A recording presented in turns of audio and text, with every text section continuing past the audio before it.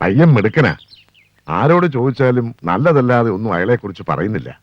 പക്ഷെ സ്വാമി, കോളിയോടന്മാരുടെ ഇന്നത്തെ സ്ഥിതി എന്താ? ശേഖരൻ മുതലാളി തന്നെ പറഞ്ഞു, പൊളിഞ്ഞ കപ്പൽ. പൊളിഞ്ഞ് താഴ്ന്നുകൊണ്ടിരിക്കുന്ന കപ്പലിലേക്കാണോ ഞാൻ പപ്പയെ പറഞ്ഞയക്കണ്ടേ?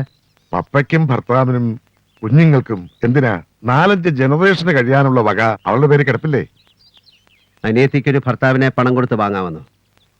അതോ ഒരു ഭർത്താവ് ഉദ്യോഗസ്ഥരെ നിയമിക്കാമെന്നോ? ഇല്ല സ്വാമി, വലിയ പണക്കാരനൊന്നുമല്ല, കൊള്ളാവുന്ന കുടുംബം, നല്ല ജോലി, അങ്ങനെ ചില മിനിമം ആഗ്രഹങ്ങളെ ഞാൻ പറയുന്നുള്ളൂ. അങ്ങനെ ഒരു ബന്ധം കിട്ടും. അവളെ തിരുത്താൻ കഴിയുമെങ്കിൽ അതല്ലേ നല്ലത്. വഴക്ക് പറയരുത്. ഏട്ടന്റെ സ്വരം മാറിയാൽ തകർന്നു പോകുന്നൊരു മനസ്സാ പപ്പയുടേത്. ചെല്ലുമോളെ.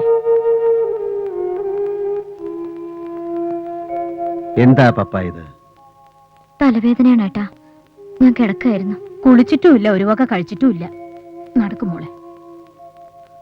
ഡോക്ടറെ കാണണോ? വേണ്ട ഏട്ടാ. എന്താ നിനക്ക്?